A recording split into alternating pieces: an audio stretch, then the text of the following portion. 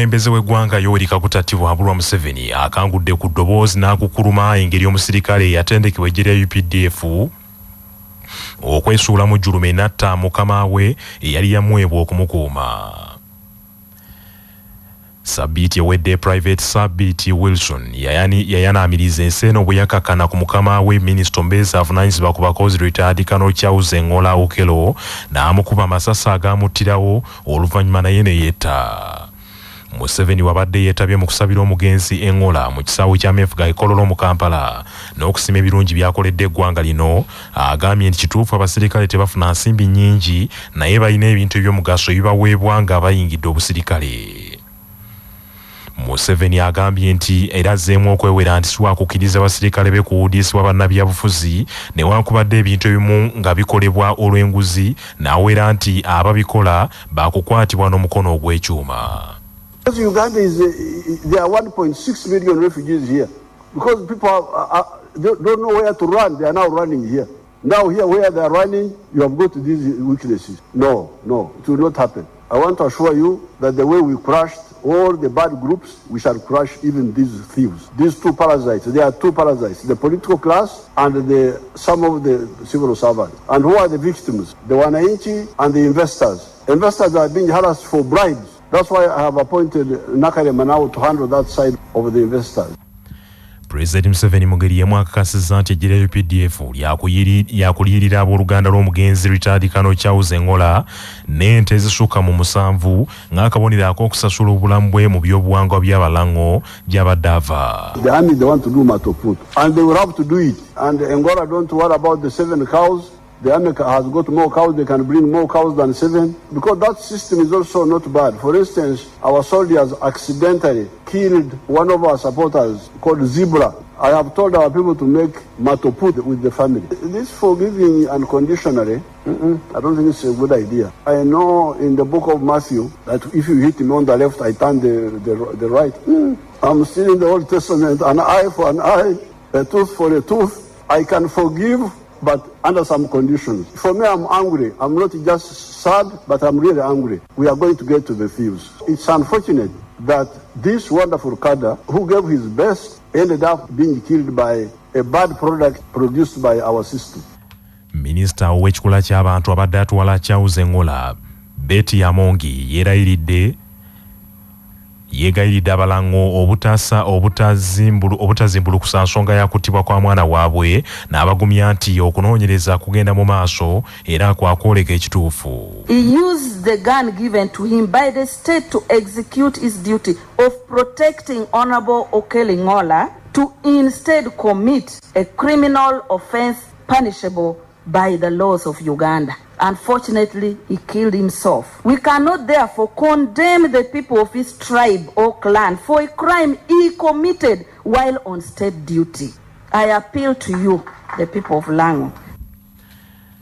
Bamulekwane Namwandu Joyce Aikor basinzidde Kololo ne bategeeza nti Private Wilson Sabbiiti bamusonyiye mu ngeri emu ne bategeeza nti omugenzi abadde mpagirwaga mu maka gaabwe. He came into my life and asked me to take care of the children, because the nature of his work does not allow him to be always at home. Just like my children have stated, sometimes in his free time when he's at home, he will have those good times with him. He takes them out. When it is time for taking them to school, when he's around, he will take them, he will join me. We do shopping, we take them to school. And I've done that passionately. I have seen the children grown.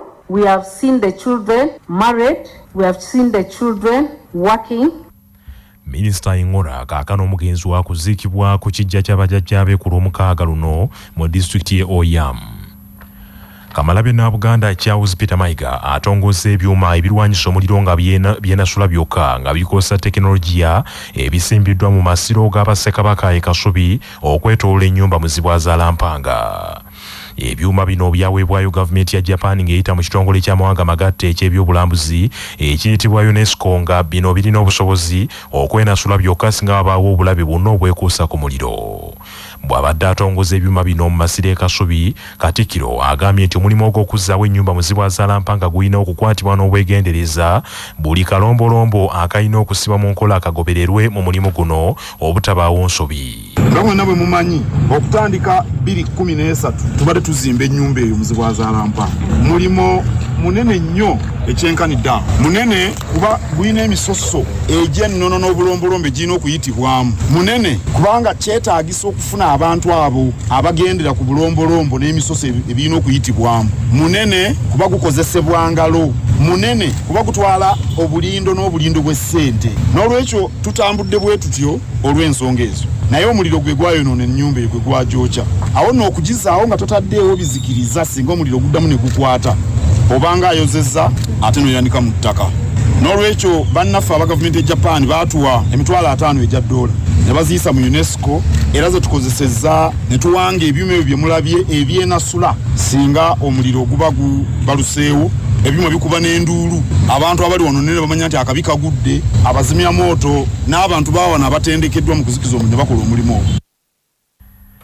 Katikkiro mu ngeri y'emu akwasiddwa ennyumba bujja bukula mu ndabika yaayo ey'omulembe omuteeso mbereberye nga naye ebadde ekitundu ku buyambi bwa gavumenti ya wakati n'ekibiina ky'amawanga magatte mu kuzzaawo ekitiibwa ky'amasiro. Njagala okwebaza gavumenti eya wakati kubanga okuzzaawo bujja bukula omulimu we bagukoze kumpi gwonna naye nga bakolagana naffe. Era ennyumba eno ezziddwawo mu kikula kyayo weewaawo ebintu ng'essubi twaladdeko epya naye ebizizi ebimu 4 ebyaliwo ku miteesa omubereberye era bikyaliwo n'empaji ezimu ezaaliwo ku miteesa zikyaliwo ng'eyo mulamba naye era tuzizzaamu empaji ez'emisambya egyeyambisibwa mu kuzimba ennyumba eno. Neebaza Ssaabawunda Ogwago abadde ku mulimu guno ate ng'afubye nnyo okulaba nti ennono egendera ku nnyumba eno tetyoboolwa era ekuumibwa. Neebaza abakugu ba injiniya kye bakola bakimanyi. Neebaza nnyo ekitiibwa Kaddu Kibelu bwe twakwasa omulimu guno. Musajja mukozi ekyenkanidde awo singa teyali mukozi bw'ati omulimu guno gubadde gusobola n'okumala emyaka 5. Neebaza ekitiibwa minisita avunaanyizibwa, neebaza Jonathan alabirira n'abalala bonna n'abakuuma ekifo kino ne Katikkiro w'Amasiro mwebaza. Minisita ombeezi w'ebyobulambuzi mu gavumenti ya wakati Martin Mugarura Bahinduka bw'abadde akwasa Katikkiro ennyumba bujja bukula yeebazizza Obwakabaka olw'enkolagana ennungi ne gavumenti ya wakati era n'asuubiza nti okumaliriza okw'amasitiro ga Bassekabaka e Kasubi kwakwongera okusikiriza abalambuzi okujja kuno.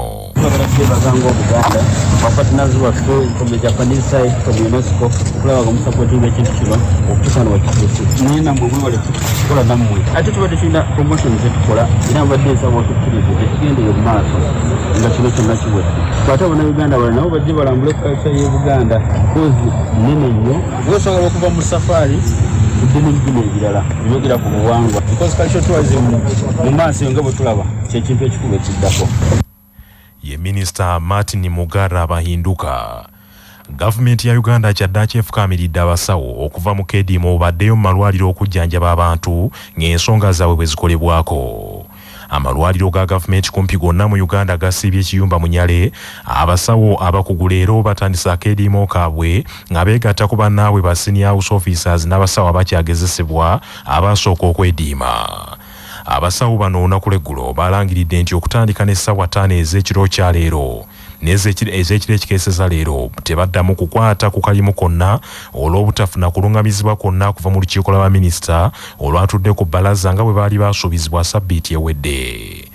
Abasawo mu bibiina okuli ekya senior house officers ba pre-medical interns wamu ne senior house officer special grade bonna nga bali wansi w'ekibiina ekya Uganda Medical Association bakaanyiza bukuyege nti si baakoddayo mu malwaliro okutuusa nga gavumenti ewandiisizza abasawo ba pre-intern mu malwaliro ng'emisaala gy'aba senior house officers egimaze emyezi 6 gisasuddwa mu bwangu so nga ne ba senior house officer special grade bongezeddwa ensimbi okuva ku bukadde 6 okutuuka ku bukadde 11 buli mwezi. Bano era baagala n'abasawo ba senior house officer special grade bongezebwe bakyusibwe n'erinnya okuva ku linnya eryo eribayitibwa kaakano bayitibwe ba assistant consultants. Mu malwaliro Minisita avunaanyizibwa ku bakozi ba gavumenti Wilson Mululi Mukasa akubye amavi ku ttaka n'awanjagira abasawo bano okuddayo okukola omulimu kubanga kibakola kikosa bannayuganda so nga n'akeediimo ke balimu tekamanyiddwa teyakamanyako nga minisita avunaanyizibwa ku bakozi bwe kaali kateekebwateekebwa. Kuweereza abantu baffe kuba twakkaanya mujja kuweereza naffe tuweereza era mukkirize kye tubagamba kyekyo emisaala gijja kwongezebwa ebirala ebyetaagisa erinnya lino tumedical officer tumukyuse ebyo tebyetaaga kusuula wansi bikola tutuula butuuzi wali n'abakugu bennyini n'abakulembeze b'ekitongole ky'ebyobulamu tugati erinnya tukole ki tulikyuse eryo nga likola ki likyuka naye tuleme kutwala abantu baffe mu kubonaabona kubatuusaako bino ate nga tuli bannayuganda ddala tewali muntu asuubuddwa kuva bweru abantu betutuusaako bino bantu baffe ddala baganda baffe bannyinaffe baani n'olwekyo twekwe mu kifuba. Kyokka abasawo nga bakulembeddwamu ssaabawandiisi w'ekibiina ekya Uganda Medical Association Dr. Herbert Luswata bagalambidde nti minisita Mululi Mukasa asooka ayogerezeganye ne baminisita banne mu minisitule y'ebyobulamu ku nsonga zaabwe bo ze bamanyiiko. Minisitule ya abakozi ne gavumenti awamu ebintu bino ebikoleko abasawo bano basobole okudda ku mirimu kubeereza essaawa eno yeringa ye solution eriwo baddayo kubanga bakola ate nga tusuubira nti na zino ssente ntono era gavumenti ezirina. Ekirala minisita kyagamba nti abasawo bajjawo emergencies era tebakola kulwadde bali bubi si kituufu. Malwaliro waliyo be tuyita ba senior consultant ne ba consultant era ng'essaawa zino omulwadde alina bw'abazze nga muye nnyo kubanga yeetaaga okubanga alabibwa omusawo amangu ze tuyita emergencies. Ba consultant ne ba senior consultant gye bali mu malwaliro era bali mu kukola ku balwadde. Dr. Luswata era annyonnyodde nti bakooye eby'okubalaatiranga mu nsonga z'ebyenfuna byabwe nga gavumenti kaakano olulimi ewulira lumu lwakwediima. Ensonga ya minisita gyakonyeeko ng'agamba nti teyafuna kulabula kuva eri basawo nga tebannabagenda mu kwekalakaasa. Tugiwulidde naye twagala okutegeeza bannayuganda nti mu kwekalakaasa kwe twalina nga abasawo okwaggwa okwekalakaasa okwo tetwakuggyaawo wabula twayimirizaamuko buyimiriza era nga kuno okuliwo ssaawa zino kulinga kugenda bugenzi mu maaso n'okwekalakaasa okwaliwo okukadde. So ebbaluwa gye twakozesa nga tugenda mu kwekalakaasa okwasooka nga tutegeeza minisitule ya abakozesa abakozi ebbaluwa y'emu y'ekyakola ebimu ku bintu bye twali twasaba gavumenti teyabituukiriza. Era senga omuntu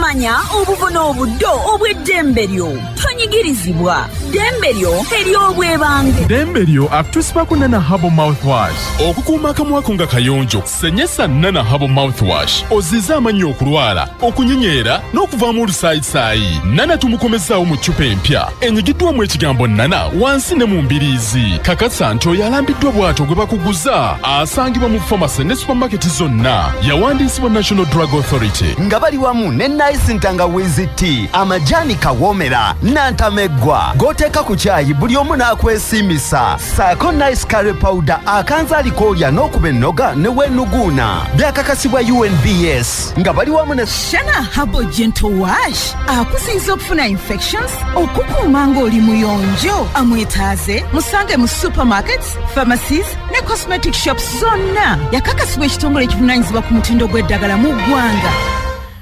Ebitongole ebitereka ebintu ebikwata ku bantu okugeza ng'emyaka gyabwe obuyigirize bwabwe n'ebirala tebirina lukusa kutunda bintu ebyo nga munnamateeka George Musisiibwa annyonnyola. Era senga omuntu yenna akola mu bitongole ebyo awaayo bwino yakwata ku bantu oba n'amuguza omuntu omulala oba n'aleka omuntu atalina mumukwatako mutuukako abazizza omusango era omusango gwe gumuvunaanibwa ne gumusinga aba eyinza okukaligibwa emyaka egiwere 10 mu kkomera okusinziira ku tteeka erifuga okutereka bwino akwata ku bantu beeta Data Protection and Privacy Act. Kizuuliddwa nti endagaano ezaweebwa kampuni ez'okukola enguudo n'okuddaabiriza enguudo mu kibuga Kampala zijjuddemu ebirumira bingi nga n'ezimu teziraga bunene bwa mirimu gigenda okukolebwa kampuni ezo omuli obuwanvu bw'enguudo n'emyalo egy'okukolebwa. Bino byeyolekedde mu alipoota ekoleddwa akakiiko ka Lord Mayor aka Central Executive Committee oluvannyuma lw'okwekenneenya contract ez'okola enguudo mu kibuga Kampala ezaweebwayo oludda olw'ekikugu gye buvuddeko eri olukiiko lw'abakansala ba KCCA. Alipoota eneraga nti endagaano nnyingi ezaakolebwa KCCA teziraga mannya g'abayinginiya abaateekeddwawo okukola n'okukulemberamu emirimu egy'okukola enguudo zino, ekiraga nti wandibaawo kontrakiti ez'empewo. Alipoota eraze nti n'ensimbi ez'okukola enguudo zaaduumulwa ebitagambika nga waliwo n'okuddiŋŋana enguudo ezimu.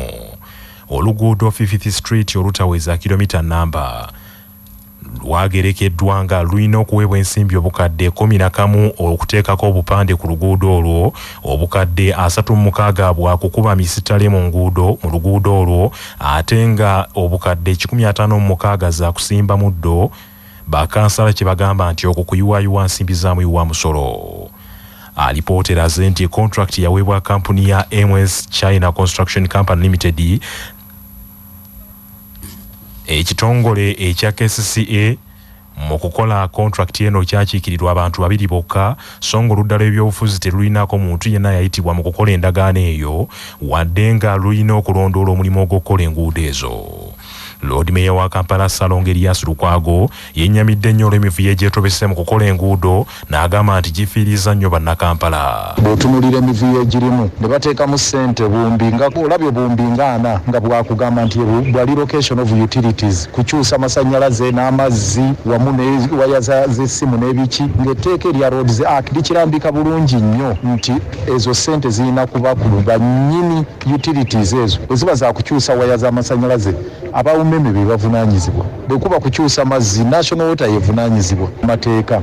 Ati ne mubeeramu ebintu nti simanya kugulira bakontrakita motoka zi 4-wheel drive, kubateekerawo obuyingo bya health facilities, omulimu ne ssente ez'okugamba nti bajja kulaba ne distribution. Nogenda mu ssente z'enguudo n'otuuka n'ogamba nti mulimu neza condom. Can you imagine mu ssente ez'okuzimba enguudo? Akulira ebyenguudo ku lukiiko lwa Lord Mayor wa Kampala Kansala Akimu Kizza Sawula ategeeza nti okwekenneenya kontrakiti ezo kubayambye okuzuula vulugu. Omulimu guno gwe tukola gugenda kugasa nnyo ekitongole mufa abaliwo n'abaliddawo okusobola okwewala obubbi bw'ensimbi obubadde bufumbekedde mu ssente ez'abavujjirizi. World Bank azeetera okutuwa African Development Bank, French Development Agency, JICA y'Abajapaani. Ssente ezo zibaddemu okuwutanyizibwa emirundi mingi, naye omulimu gwe tuli mu kukola okwetegereza buli kimu, era nsuubira nti gukanze nnyo ne ba technicals. Bino ebijjidde ng'ekitongole ekiddukanya ekibuga Kampala ekya KCCA kye kijja ekitongoza akakiiko aka Road Fund Committee akagenda okulondoola okukola n'okuddaabiriza enguudo mu Kampala. Mu kiseera kino embeera y'enguudo mu kibuga Kampala ekyali mbi, wadde ng'omukulembeze w'eggwanga Yoweri Museveni yalangirira era n'ayisa ensimbi obuwumbi 6 ziweebweyo okukuba ebiraka ku nguudo z'ekibuga Kampala. Dorothy Kisaka mu ssinkano n'abakulu mu gavumenti olwaleero ku City Hall mu Kampala azzeemu n'agumya bannakampala nti embeera y'enguudo egenda kutereera kubanga enguudo eziwerako zitandise okuddaabirizibwa. Oludda oluvuganya gavumenti mu Paalamenti luli mu nteekateeka ezisembayo okwanjula ennongoosereza mu ssemateeka w'eggwanga okuzzaayo obuyinza mu gavumenti ez'ebitundu bwe bagamba nti gavumenti ya wakati yabuwamba nnyo. Eno y'emu ku nnongoosereza ennyingi oludda oluvuganya gavumenti ze lwagala zikolebwe mu ssemateeka w'eggwanga lino okutereeza ebyobufuzi ebyokulonda, obuweereza, obukulembeze n'entambuza emirimu mu ggwanga. Akulira oludda oluvuganya gavumenti mu Paalamenti Oweekitiibwa Mathias Mpuuga Nsamba abuulidde Paalamenti akawungeezi ka leero nti ennongoosereza mu ssemateeka w'eggwanga zikolebwako era zigenda kumalawo okuzingamu okwetambuza emirimu okuliwo mu gavumenti ez'ebitundu mu kadde kano. Oweekitiibwa Mpuuga agambye nti enkola eriwo eya decentralization gavumenti gyegamba nti yazaayo obuyinza eri gavumenti ez'ebitundu yakiguumaaza kubanga yasigala mu bitabo tessibwanga mu nkola. Abakulembeze ba gavumenti ez'ebitundu ebbanga lyonna bazze balajana nti gavumenti ya wakati obuyinza yabutuulira ng'omusolo gwe zikuŋŋaanya mu gavumenti ez'ebitundu ate gavumenti egutwala bulambalamba yo n'egukozesa byeyagala gavumenti z'ebitundu nezisigala nga ziwanjaga. Oweekitiibwa Mpuuga abuulidde Paalamenti nti enkola efaanana bw'etyo tesobola kukulaakulanya ggwanga ng'ekyetaagisa kwe kukyusa ssemateeka w'eggwanga obuyinza okubuzaayo eri gavumenti ez'ebitundu zikole ku bizibu byazo. I hear both sides of the House are discussing constitutional and electoral reforms. On my side, sooner than later, I'll table to the country what we are proposing. And I want to invite legislators who will be the final arbiters in this conversation to rethink the whole idea of devolution of powers. If we are serious about service delivery, in other countries, in other jurisdictions where devolution is serious, there is even a formula for devolving funds to local entities that the center cannot even touch. Ours is open lax. Oweekitiibwa Mpuuga abadde akubaganya ebirowoozo kwa alipoota y'akakiiko ka Paalamenti akalondoola ensaasaanya y'ensimbi z'omusolo eyavudde mu kwekenneenya alipoota ya Ssaababalirizi w'ensaasanya ya gavumenti ey'omwaka gw'ebyensimbi 2021-2022. Alipoota eyo yatunuulidde disitulikiti 27, ebibuga 3, division 4 ezikola ebibuga ne munisipaali 5 okwetooloola eggwanga lyonna. Alipoota eno enokoddeyo vulugu mungi omuli ensimbi entono eziweebwa ebitundu ebyo, emivuyo mu nkalala okusasulirwa abakozi ba gavumenti, kontrakiti okugabibwa mu Kampala so si mu gavumenti ez'ebitundu, n'emirimu egyagadibengalye egikolebwa mu gavumenti ez'ebitundu. Mpuuga agambye nti emu ku ngeri ey'okutereeza obuweereza mu gavumenti ez'ebitundu n'okumalawo vulugu oyo kwe kuzzaayo obuyinza mu gavumenti ez'ebitundu obutereevu. We need to think of very serious reforms. You see, this is no longer a small short-term problem. In planning, when you have a long-term problem, you go for reform. If short-term, you go for adjustment. This requires reform, including changing legislation. For instance, who say that we cannot alter the PFMA to demand that the returned funds become part of the next financial year for that entity? What stops us from changing legislation to ensure that the monies that are returned become part of the ceiling for that entity the following financial year? As part of stopping the lamentation as legislators, a private member can move that and we change the legislation. There's no legal bar. Amawulire g'ebyemizannyo mu mawulire gaffe agaca Basafama gakutuusibwako Modern Tea, amajani agajjudde obuwoomi n'eddekende nga buli anywedde ku caayi waago asigala agatendereza. Modern Tea gali mu bika omuli aga vanilla, ntangawizi n'ekisubi era gasange mu maduuka ne supermarket zonna. Modern Tea, your best choice. Nga bali wamu ne pikipiki TVS HLX CC 125 epakasa era gyeyune okuva mu Yuvraj ebbanda. Olukiiko oluteekateeka empaka z'emipiira egy'ebika by'Abaganda nga lukulembeddwa minisita eby'emizannyo n'abavubuka era n'okwewumuza mu Bwakabaka Oweekitiibwa Henry Ssekabembe Kiberu lulambudde ekisaawe ky'e Wankulukuku ne lukakasa nti kiri mu mbeera nnungi okwaniriza amaasomogi. Ssaabasajja Kabaka empologoma ya Buganda Sseggwanga Ronald Mwenda Mutebi owookubiri yasiima okulabikako eri Obuganda ng'aggulawo empaka z'ebika by'Abaganda ez'omwaka guno 2023 ku lw'omukaaga luno nga 13 nga bazzukulu ba Mugema abeddira enkima abo beefuka ne bazzukulu ba Nsamba abeddira engabi. Oweekitiibwa Ssekabembe akakasizza Obuganda nti enteekateeka zonna zikoleddwa nga nnungi ddala era zijja bulungi mu kitiibwa ky'empologoma. Twongera okwoleka Obuganda bonna n'abantu ba Ssaabasajja Kabaka ne bannabyamizannyo bonna ng'enteekateeka ez'ekisaawe ezaffe ng'abateesiteesi ffe tugamba nti olwalo lwakusatu tumaze ozijjako engalo nga katulindirira bulindirizi Mukama waffe Ssaabasajja Kabaka okuggulawo emipiira gino. Naye njagala okusookera ddala okukunga Obuganda bonna abantu ba Ssaabasajja Kabaka naddala bazzukulu ba Nambi kino ekikopo kyaffe nga bwe nzize nkibagumiza ng'era bwe nkibategeeza buli mitu byonna kunaku lw'omukaaga nja kusaba biyimirire ffe n'Obuganda bwonna bugwere mu kisaawe wano nga tunulira Mukama waffe Ssaabasajja Kabaka okuggulawo empaka zino. Ssentebe w'olukiiko oluteekateeka empaka zino Katambalalo Haji Sulaiman Magala asabye bazzukulu ba Nambi olunaku olwo obutalusaako kintu kyonna bakeere mu kisaawe Wankulukuku babugirize empologoma. Basebo ne bannyabo ogwaffe tugukoze tusuubira busuubiza abantu ba Kabaka okujja mu bungi mweyiwe wano tewaliwo kintu kyonna kigenda kukolebwa ku lunaku olwo basebo bantu ennyonta gye balina mu Kabaka waabwe nsuubira nti olwalo lwe bagenda okufuna omukisa okubeera nga bamuwota buliro wano kati mu mbeera efaana bw'etyo tolinda munno gwe jangu mpola mpola.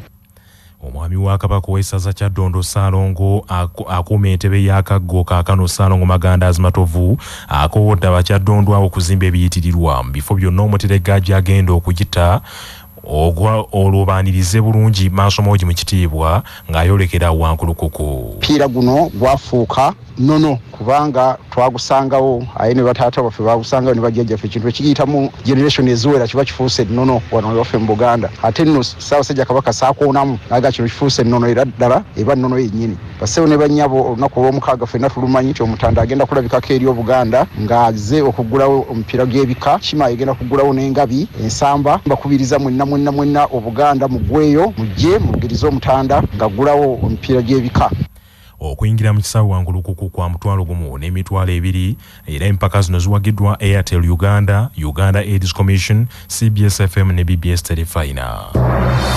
Amawulire okuva ebweru w'eggwanga gakutuusibwako Imara Hotel ekyengera Mugongo ng'okyamidde ku lw'e Masaka we mufunira empeereza ez'omulembe zonna ez'ebya hoteri n'akamwenyumwenyu. Essimu 07505980 ng'era bali wamu n'Asante Tangawizi Tea amajaani agakuyamba okukekkereza kubanga gatabuddwa wamu ne Tea Masala. Tolabanga okuba ebinyonyi bibiri n'ejjinja limu gasange mu dduuka erikuliraanye. Ku muliraano e Congo bannansi balabye ekyamagero abaana babiri nga mabujje bwe bagobye ku lubalama lw'ennyanja Kivu nga balamu Katebule oluvannyuma lw'amataba agatta abantu abasukka mu 4. Sabbiiti ewedde Congo yagwa ku kyokya enkuba bikoche bwe yabumbulula ensozi n'ereeta n'amataba nga wetwogerera emirambo gy'abantu 411 gye gyakazuulwa ng'egisinga ginyululwa mu nnyanja Kivu. Agava Congo gategeezezza nti amabujje agafuuse ekyamagero mu nsi eyo omwana omw'ennyanja yamuwandudde ku kyalo Bushushu ate omulala n'emuwandula ku kyalo Nyamukubi nga ebyalo ebyo ebyasinga okugoyebwa amataba agaliwo gye buvuddeko. Kitegerekese nti abaana bombiriri nga tebannaweza na mwaka mulamba babadde batengejjera ku bisamba era nga teri amanyi ngeri gye babadde balyamu okumala ennaku 3 ze bamaze ku nnyanja songa era bazadde baabwe baafiira mu mataba ago. Kaakano ekitongole ekidduukirize ekya Red Cross Society mu Congo abaana abo kibazazise mu ngoye ezibayamba okuddamu okufuna akabugumu ng'eno bwe kinoonya abazira kisa bayinza okubalabirira. Agavudde mu kunoonyereza wano ku Kyabasa Famma gakutusibwako Ensala Afro Chicks abaluza obukoko obw'olulyo n'okubugema era bakola n'emmere y'enkoko n'okukuwa amagezi mu by'obulunzi. Ensala Afro Chicks. Mu mawulire ag'empuna poliisi Budaaki bigisobedde bwegudde ku nnamukadde w'emyaka 82 nga yasibira omulambo gwa kitaawe mu firiigi okumala emyezi 18 egiyise. Wabaddewo akasiriikiriro mu kibuga Landgraf ekya Budaaki poliisi weezinze amaka ga nnamukadde oyo oluvannyuma lw'okutemezebwako omusawo wa famire eyabadde agenze okujjanjaba nnamukadde ono ne yeekanga omulambo gw'omuntu mu firiigi. Amawulire gategeezezza nti nnamukadde ono w'emyaka 82 poliisi we mukutta agitegeezezza nti wadde kitaawe yafiira ku myaka 11 egy'obukulu mu bwongo tannakikkiriza nti yafa dda era asuubira nti aliba ali awo ng'azuukidde okuva mu firiigi. Ab'obuyinza mu kibuga ekyo nabo batuuse mangu nnyo okulaba ogubadde ne bawa nnamukadde oyo nsalesale wa sabbiiti emu ng'aziise kitaawe. Bannaffe amawulire ag'essaawa eno kangamalirize mu bufunze. Omukulembeze w'eggwanga Yoweri Kaguta Tibuhaburwa Museveni si musanyufu n'engeri omusirikale yatendekebwa eggye lya UPDF okwesuula mu jjulume n'atuuka okutta eyali mukama we era yamuweebwa okumukuuma kaakano omugenzi retired Colonel Charles Engola Okelo. Kamalabyonna Buganda Charles Peter Mayiga atongoza ebyuma ebirwanyisa omuliro nga byenasula byokka mu nkola ya tekinologiya nga bino bisimbiddwa mu masiro g'Abassekabaka e Kasubi okwetoolola ennyumba mu Zibwazalampanga. Gavumenti ya Uganda kyaddaaki efukamiridde abasawo nga basaba okuva mu keediimo baddeyo malwaliro bajjanjaba abantu ng'ensonga zaabwe bwe zikolebwako. Kizuuliddwa nti endagaano ezaweebwa kampuni okukola n'okuddabiriza enguudo mu kibuga Kampala zijjudde ebirumira bingi ddala nga n'ezimu teziraga bunene bwa mirimu egigenda okukolebwa okuli obuwanvu bw'enguudo n'emyala egyetaaga okukolebwa. Ku muliraano e Congo bannansi balabye ekyamagero olwaleero abaana babiri nga mabujje bwe bagobye ku lubalama lw'ennyanja Kivu nga balamu Katebule oluvannyuma lw'amataba agatta abantu abasukka mu 400. Bannaffe amawulire ag'essaawa eno bwe gatyo bwe gagenze. Sigala naffe ku CBS FM ey'obujjajja. Nze Joshua Musaasisi Nsubuga agunda omuteregga.